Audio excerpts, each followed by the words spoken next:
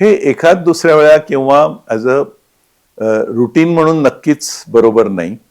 कारण उदाहरण म्हणून सांगतो की आपण समजा गुलाबजाम किंवा असं काहीतरी तळलेलं अमुक खाल्लं, तर ते खाल्ल्यानंतर शुगर त्यावेळेला वाढतेच आणि रक्तातून शुगर जेव्हा ती इकडे तिकडे जात असते त्यावेळी ती सर्व अवयवांपर्यंत जातेच.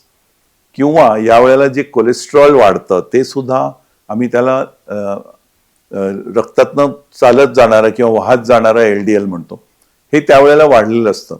कदाचित दुसऱ्या दिवशी करून तुम्ही कॅलरी खर्च करून वजन नॉर्मलाइज करू शकाल, पण त्या 3-4 तासामध्ये जेव्हा शुगर किंवा कोलेस्ट्रॉल रक्तातून जास्त प्रमाणात वाहत होती त्याचे दुष्परिणाम होऊ शकतात.